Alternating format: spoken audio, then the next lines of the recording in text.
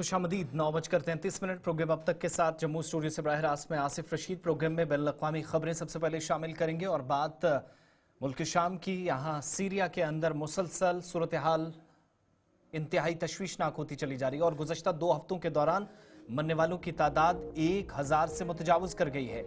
शाम में पुरतशद्दुद झड़पें जारी हैं। सिक्योरिटी फोर्सेज और साबिक सदर बशर अल असद के हामियों के दरमियान ये झड़पें हो रही हैं और हलाकतों में हर गुजरते लम्हे के साथ इजाफा देखने को मिल रहा है।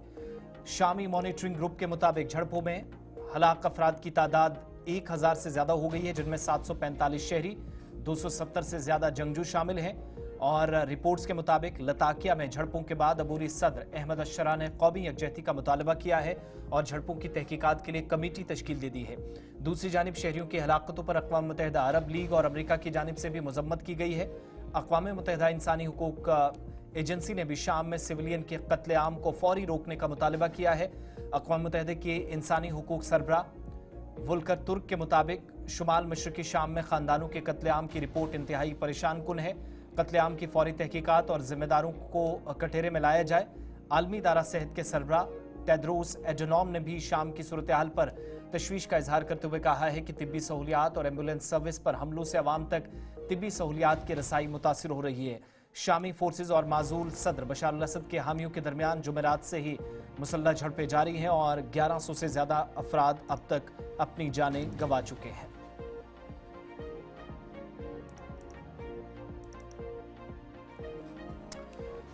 इधर बात सीरिया और सीरिया के बाद अब जरा गजा की सूरत हाल पर भी नजर दौड़ा लेते हैं, जहां पर रमजान मुबारक में भी किसी तरह का रहम या तरस इसराइल नहीं खा रहा है। गुज़श्ता हफ्ते गजा जाने वाले इमदाद रोकने के बाद अब जंगजदा गजा में बिजली भी मुनक़ता करने का फैसला इजरायली हुकाम की जानिब से कर दिया गया है।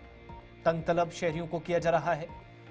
बिजली मुनक़ता करने का ऐलान इजरायली वज़ीर तवानाई एली कोहिन की जानिब से किया गया और हमास ने इजरायली इक़दाम को ब्लैकमेलिंग करार देते हुए कहा है कि इजराइल की जानिब से गजा की बिजली मुनक़ता करने का फैसला नाकाबिल कबूल है और इजराइल ऐसा यरगमालियों की रिहाई के लिए दबाव डालने के लिए गौर कर रहा है।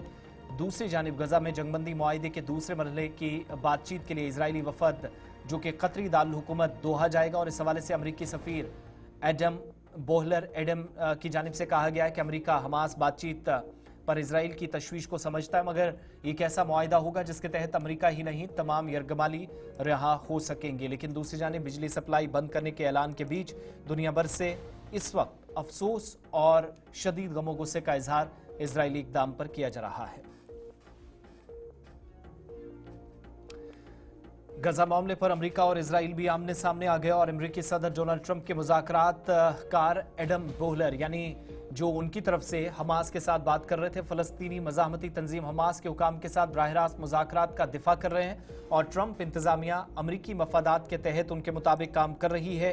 बराह रास्त एक जवाब में उन्होंने कहा है कि इजरायली पॉलिसियों के तहत नहीं, इजरायली हुकाम की जानिब से अमरीका और हमास के दरमियान मुज़ाकरात पर तनकीद के बाद गुज़श्ता रोज़ इसी तरह के बयानात आए थे। आज फिर से अमरीकी सदर डोनाल्ड ट्रंप की तरफ से जिम्मेदारी दी गई। एडम बोहलर के मुताबिक हम अमरीका हमें इजराइल के एजेंट के तौर पर काम नहीं करना है। साथ साथ एडम बोहलर के मुज़ाकरात का मकसद उनके मुताबिक बुनियादी तौर पर गजा में कैद अमरीकी यरगमालियों की रिहाई को यकीनी बनाना था। उनने उम्मीद जाहिर की कि आइंदा चंद हफ्तों में इस हवाले से कोई पेशरफ्त हो सकती है और एक इजरायली चैनल को दिए गए इंटरव्यू में भी एडम बोहलर ने इंकिशाफ किया कि हमास ने 5 से 10 साल की जंगबंदी की पेशकश की है, जिस दौरान वो अपने हथियार डालकर गजा की सियासी क़यादत से पूरी तरीके से अलग हो जाएगी। और एडम बोहलर के मुताबिक हमास ने तमाम कैदियों के तबादले और 5 से 10 साल की जंगबंदी की तजवीज़ भी दी है। ताहम उन्होंने ये भी कहा है कि हमास ने इस पर बाज़ाब्ता तौर पर इत्तफाक नहीं किया है।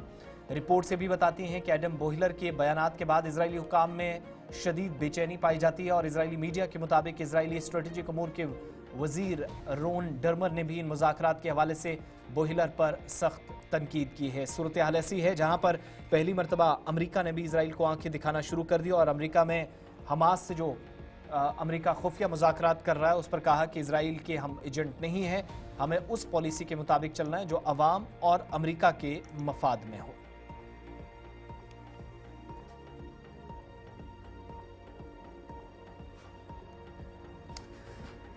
चलिए खबरें जम्मू कश्मीर से। जम्मू सूबे के राजौरी जिले से खबर, जहां पर एक स्कूल से चोरों ने बायोमेट्रिक हाजिरी मशीन के साथ दीगर अहम रिकॉर्ड्स भी चुरा लिए हैं।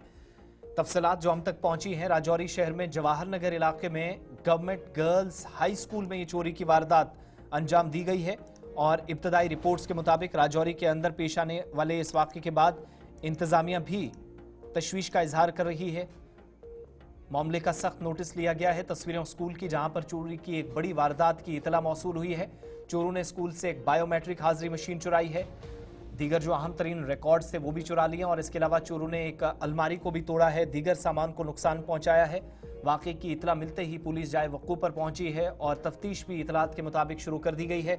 स्कूल इंतजामिया ने इस चोरी पर गहरी तशवीश का इजहार करते हुए मुलजमान के खिलाफ सख्त कार्रवाई का भी साथ साथ मुतालबा किया है। मकामी लोगों में भी इस हवाले से तशवीश पाई जा रही, जिनके मुताबिक इस तरह के इकदाम से अदम इत्मीनान या अदम एहसास की कमी भी शहरियों के अंदर या अजीब किस्म की बेचैनी पाई जाती है, क्योंकि ऐसी सूरत हाल में सरकारी अमलाक या फिर सरकारी ख़जाने को नुकसान पहुंचाया जा सकता है।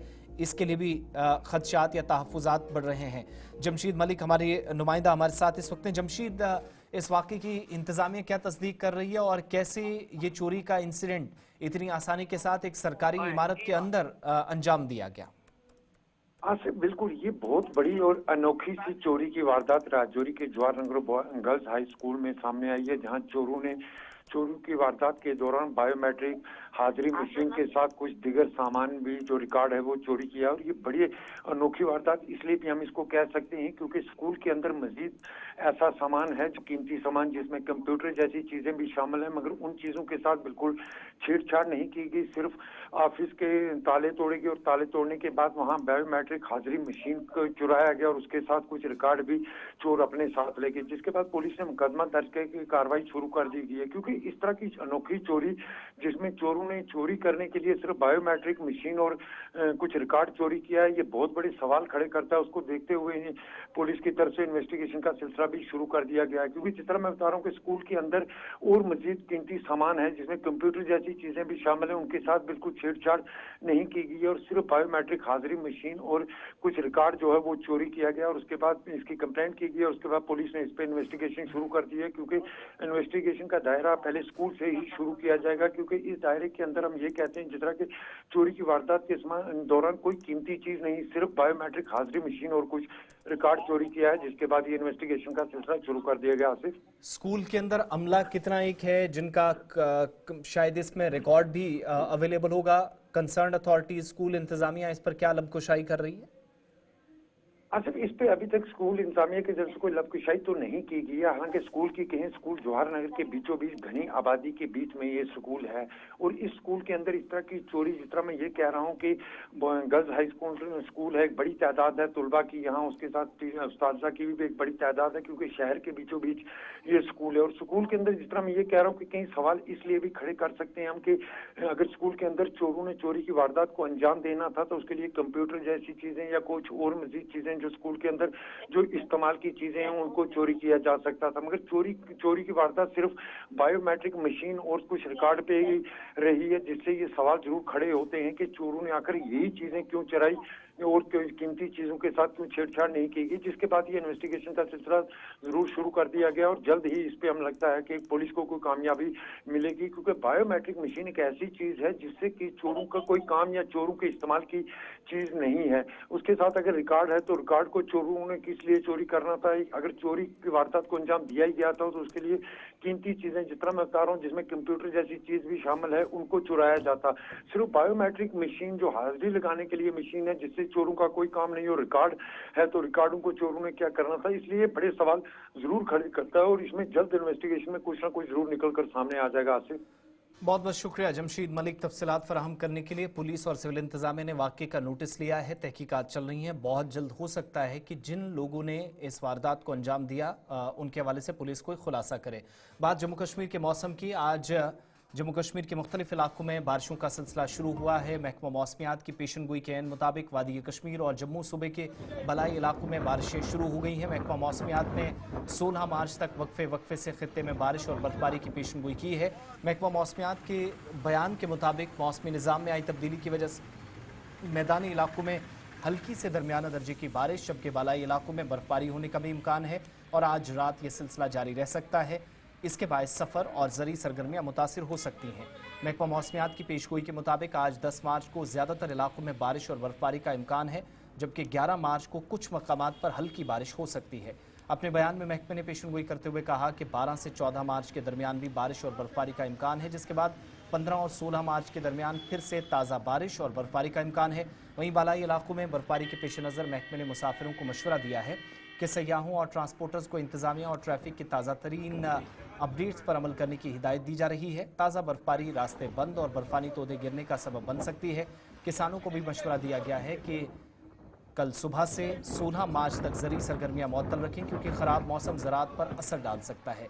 यह हालिया बारिशों का सिलसिला जनवरी और फरवरी में गैर मामूली खुश्क मौसम के बाद देखा जा रहा है, जब जम्मू कश्मीर में 81% बारिश की कमी रिकॉर्ड की गई थी। ताहम मार्च में मतलूबा बारिश हुई और इस माह अब तक मामूल से 30% ज़्यादा बारिश रिकॉर्ड की गई है।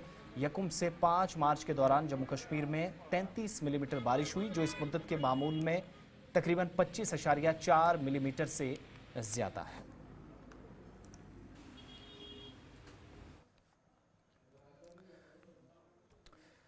ब्रेक के बाद प्रोग्राम अब तक में आपका इस्तकबाल। कठुआ में हालिया शहरी हलाकतों का मसला उठाते हुए कई अरकान असम्बली ने जम्मू कश्मीर असम्बली के अंदर आज हंगामा किया, लेकिन दूसरी तरफ शफाफ, गैर जानिबदाराना और वक्ती जांच का मुतालबा पीपल्स डेमोक्रेटिक पार्टी के रुकन असम्बली और सीनियर व सरकर्दा रहनुमा वहीदुर रहमान पर्रा ने भी किया।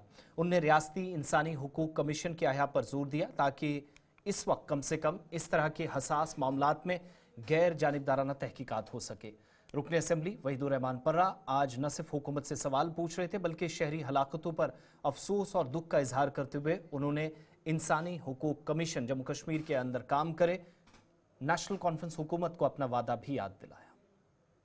सबसे इंपॉर्टेंट चीज, कठुआ की बात हो, सोपोर की बात हो, किलिंग्स हुई है, we can not absolve ourselves कि हमारे हाथ में लॉ एंड ऑर्डर की बात नहीं, क्योंकि जब आप गांव में जाते हैं, घर में जाते हैं, वोट मांगते हैं, उस वक्त उनको हम ये नहीं बोलते हैं कि हमारे इख्तियार में क्या है क्या नहीं है। हम कहते हैं हम आपके साथ इंसाफ करेंगे। Since this is a question of justice, आपके मैनिफेस्टो में ट्रूथ एंड रिकंसिलिएशन कमीशन की बात हुई, अगर वो नहीं है आपके इख्तियार में, least this house can do is to establish and set up the human rights commission in Jammu and Kashmir once again, so that the law and order अगर आपके कंट्रोल में नहीं है, ह्यूमन राइट्स वायलेशन जहां पे भी हो, वो कठुआ में हो या कश्मीर में हो, आप वहां पर कम से कम एक रिपोर्ट मांग के इस हाउस को ये बता सकते हैं कि गलती हुई। There is not even one mention of human rights commission की establishment, truth and reconciliation commission की एस्टैब्लिशमेंट, जॉब रोजगार की तो बात ही नहीं है सर। मेन मुद्दा जो इस वक्त भी बेरोजगारी। इधर नेशनल लॉ यूनिवर्सिटी के क़याम वाले मंसूबे पर वहीदुर रहमान पर्रा ने कहा कि हुकूमत को चाहिए कि पहले से ही मौजूद ढांचे को मुस्तहकम करने की ज़रूरत थी, जिस पर काम होना चाहिए था, ताकि माली दबाव से जम्मू कश्मीर की साबिका रियासत और मौजूदा यूटी को बाहर निकाला जा सके। उनके मुताबिक निजी इदारों के साथ हुकूमत बेहतर तालमेल बनाकर हिकमत अमली तरतीब दे सकती है, जो बदकिस्मती से कम मौजूदा माली साल के 2025-26 के बजट से ये नुक्ता गायब है। आपने कहा तालीम मुफ्त करेंगे हम हायर एजुकेशन में, इसमें आप बोल रहे प्राइवेट यूनिवर्सिटी को लाएंगे, उससे तालीम महंगी हो जाएगी। पब्लिक, आपने लॉ यूनिवर्सिटी की बात की, 4 लॉ कॉलेज आपके चल रहे हैं, अगर आप स्कॉलरशिप्स वहां देते शायद बच्चे ज्यादा पढ़ते। 50 करोड़ रुपए पे कोई यूनिवर्सिटी नहीं बनती है, बिल्डिंग बन सकती है, मुलाजिम नहीं लग सकते वहां पे, रिसर्च नहीं हो सकती, डेवलपमेंट नहीं हो सकती। न्यू इंस्टीट्यूशन बनाने से ज्यादा बेहतर था कश्मीर यूनिवर्सिटी का लॉ डिपार्टमेंट आप ठीक करते जम्मू में, और जो प्राइवेट कॉलेजेस है उनको ठीक करते। सबसे बड़ा मुद्दा, private schools have contributed a lot to the idea of education in Jammu and Kashmir despite violence. You should take this government to make private schools as a stake holders in the whole progress. अगर आप उनको regulate करते, बच्चों को, गरीब बच्चों को scholarships देते, शायद वो भी तालीम पढ़ते और उन स्कूल्स को कंपटीशन नहीं, ताले नहीं, कब्जे नहीं, सख्ती नहीं लगाते, बल्कि उनको कहते कि हम आपको इंफ्रास्ट्रक्चर देंगे। बाहर के लोगों को आप इंफ्रास्ट्रक्चर लीज पे जमीन देते हैं, लेकिन अपने लोगों को स्टार्टअप करने के लिए इस इधर जम्मू कश्मीर नेशनल कॉन्फ्रेंस के सरकर्दा रहनुमा और रुकन असम्बली हवेली पुंछ एजाज अहमद जान ने मौजूदा माली तंगी के लिए भारतीय जनता पार्टी और पीपल्स डेमोक्रेटिक पार्टी की साबिका हुकूमत को जिम्मेदार ठहराया। उन्होंने कहा कि बेरोजगारी, डेली वेजेस का मसला, मुलाजमीन व दीगर मसाइल पिछली हुकूमत की असल में देन है, जिस पर उमर सरकार संजीदगी के साथ काम कर रही है और बजट के बाद आइंदा की हिकमत अमली भी तरतीब दी गई है। एजाज जान ने गुलिस्तान न्यूज नुमाइंदा शिल्पा शर्मा से खुसूसी बातचीत की। नेशनल कॉन्फ्रेंस विधायक एजाज जैन इस समय हमारे साथ मौजूद हैं। सर, कल सीएम उमर अब्दुल्ला के द्वारा असेंबली में जो है वो डेली वेजर और रहबर पॉलिसी के रेगुलाइजेशन को लेकर, पॉलिसी फ्रेम को लेकर जो है वो कल बात की जाएगी। आप इन कुछ चीजों को किस तरह? देखिए, मुझे समझ नहीं आ रहा है कि लोगों को इतनी जो भड़काने की कोशिश की जा रही है वो क्यों की जा रही है। अभी हाउस इन सेशन है, उमर अब्दुल्ला साहब का बजट की तकरीर में जवाब आना बाकी है। और जम्मू कश्मीर के अंदर जो यूनियन टेरिटरी है, यूनियन टेरिटरी में हमें बहुत सी मुश्किलात, लेकिन उन मुश्किलात के बावजूद जो है हमारी जो सरकार है वो काम कर रही है। और जो बजट हम लेके आए हैं उसमें अपोजिशन के हालात खराब हैं। और मैं ये नहीं कहूँगा हमने 100% उसको किया है, आज हमने 30-40% किया है। अगले सेशन में इसको और बढ़ाया जाएगा और हमारी पूरी कोशिश है, ये हमारी सरकार जिन्होंने राशन जो है लोगों को मुफ्त दिया 2-2.5 से। आप ज़रा एक मीडिया के हवाले से जाके बीजेपी को पूछिए कि food security act government of India ने 2012 में लाया, 2012, 13, 14 3 साल हमने जे.एंड.के में इम्प्लीमेंट नहीं किया।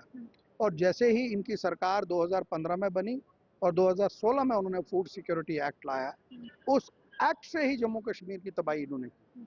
हमारा APL राशन बंद हो गया, BPL में कटौती होगी।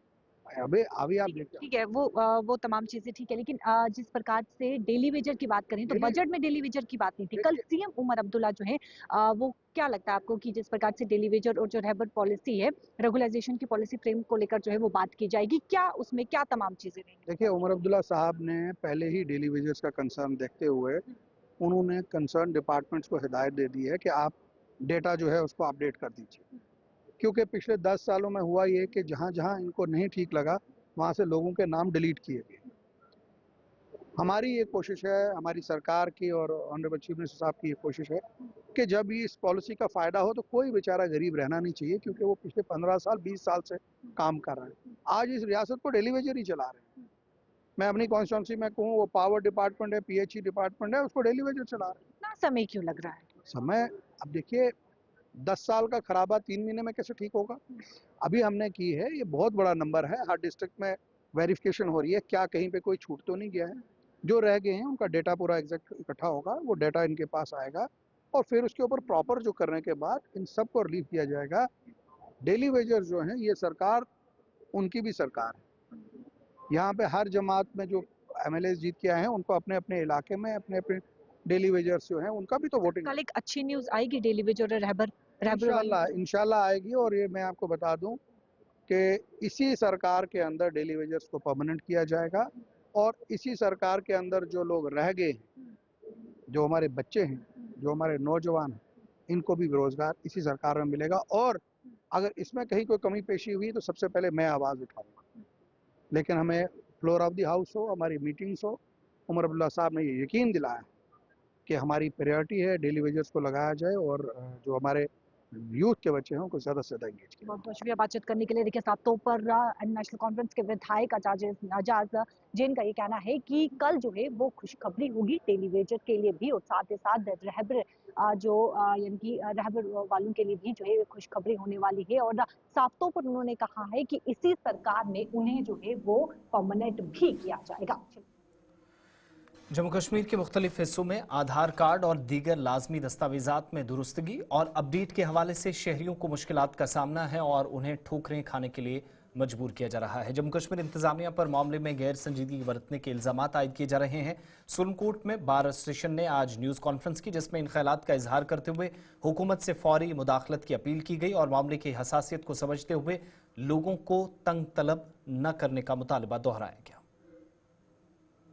हमें ये दुख हो रहा है भाई कि आप आधार कार्ड में अगर किसी का नाम गलत है तो ये आधार कार्ड में नाम लिखने वाला कौन है? गवर्नमेंट का बंदा है। डेट ऑफ बर्थ लिखने वाला कौन सा आदमी है? गवर्नमेंट का डिप्यूट किया हुआ बंदा है। अब अगर उसको सुनने में प्रॉब्लम हो रही है तो उसको ठीक करने के लिए 10,000 आदमी रुपये खर्च करके कोई जम्मू जाएगा तो वो उसका लायबल नहीं होगा। मैं ये कहना चाहता हूं कि गवर्नमेंट को अगर हाल में आधार कार्ड के नाम की करेक्शन के लिए किसी बंदे की आधार कार्ड या डेट ऑफ बर्थ में कोई खराबी है या नाम में खराबी है, उसको जम्मू बनाने के बजाय वो गवर्नमेंट के ही नॉमिनेटेड होता है चौकीदार, नंबरदार, इलेक्टेड होता है सरपंच। इन लोगों से भाई आप वेरिफिकेशन करा लो, आप पुलिस से वेरिफिकेशन करा लो, आप मैजिस्ट्रेट से कोई उससे अंडरटेकिंग ले लो। ये कौन सा निकाला कि आप यहाँ से जम्मू जाओगे जी, वहां पर आपकी गैजेट निकलेगी, गैजेट में नोटिफिकेशन निकलेगा, तो फिर उसके बाद आपका नाम करेक्शन होगा। हम ये गवर्नमेंट से भी ये इल्तमास करना चाहते हैं, गवर्नमेंट की जो हमारी गवर्नर इंतजामिया है या हमारी पब्लिक की चुनी हुई सरकार है, हम उनसे ये कहना चाहते हैं कि आपको अगर कुर्सी पे बैठाया गया है तो आपको खिदमत हलक करने के लिए बैठाया गया है। वो सपोर्टेड डॉक्यूमेंट से होनी है। मेरे आधार कार्ड में कोई करेक्शन है तो मेरी बैंक पासबुक मौजूद है, मेरे 10वीं या 8वीं का मार्कशीट मौजूद है, मेरा राशन कार्ड मौजूद है, मेरा वोटर लिस्ट आईडी मौजूद है, मेरा पैन कार्ड मौजूद है। मल्टीपल डॉक्यूमेंट्स मेरे पास है। किसी एक में या दो में करेक्शन है, उस करेक्शन को रिमूव करने के लिए लोगों को दर बदर की ठोकरें खाने के लिए ना भेजा जाए। मैं सरकार से और जो हमारे चुने हुए नुमाइंदे हैं, जितने भी नुमाइंदे हमारे चुने हुए हैं, उन सब से ये गुजारिश करता हूं कि असेंबली का सेशन चला, आप में से किसी ने पब्लिक की बात नहीं की है। ये छोटे छोटे मुद्दे हैं। गरीब इंसान पिसता है बिजली के लिए, पानी के लिए, राशन कार्ड के लिए, उसका कोई आधार कार्ड नहीं बन रहा है। इन चीजों के लिए गरीब आदमी पिस रहा है। गरीब आदमी को सड़क बाद में चाहिए, पहले उसको पेट में निवाला चाहिए। किसी ने बात नहीं की है। तो आज की प्रेस कॉन्फ्रेंस से हम ये गुजारिश करना चाहेंगे खसूसी तौर पर जनरल एडमिनिस्ट्रेटिव डिपार्टमेंट से, सरकार से, कि ये जो करेक्शन के ये छोटे छोटे माइनर से इशू हैं, इनको ठीक करने के लिए आप लोगों को इतना परेशान मत करिए कि यहाँ से कोई जम्मू जाएगा, वहां जाके रणबीर प्रेस क्लब से जो है नोटिफिकेशन निकालेगा, किसके लिए, इंटीमेशन के लिए, और वो नोटिफिकेशन जिसकी 500 रुपए फीस है वो निकालने के लिए 10,000 का खर्चा एक गरीब आदमी को आएगा। जिला तरक्याती कमिश्नर बडगाम अक्षय लाबरू ने दूसरे मरहले के तहत मंजूर शुदा प्रोजेक्टों की पेशरफ्त का जायजा लेने और जिले में आज आर्किटेक्चर और हेरिटेज की बहाली, तहफ्फुज और इसके हवाले से स्कीम के तहत नए मंसूबों की मंजूरी और शनाख्त के लिए जिला कोऑर्डिनेशन कम इम्प्लीमेंटेशन कमेटी की एक मीटिंग की सदारत की। एजेंडे के हिस्से के तौर पर कमेटी ने आज फेज 3 के तहत 9 नए विरसे के मंसूबों को हतमी शक्ल दी। मीटिंग के दौरान तफसीली बातचीत की गई और कमेटी ने ज़ियारत शरीफ पठमुकमा बीरवा, सैयद अलाउद्दीन आस्ताने आलिया, सिकंदरपुरा के अलावा ज़ियारत शरीफ नूरोज़बाग खाग, ज़ियारत शम्स फ़कीर खान साहब, इसके अलावा रागनिया माता स्थान, गुरस्थान चिरागस्तान समेत कई विरसे के मंसूबों को मंजूरी दी गई। बीरवा में ज़ियारत सममीर साहब कमशपुर, स्वामी नंदलाल आश्रम, हशरू चाडूरा और ज़ियारत सैयद कासिम शाह बल्खी नुबाग चाडूरा भी हुकूमत के एजेंडे में इस बार शामिल है।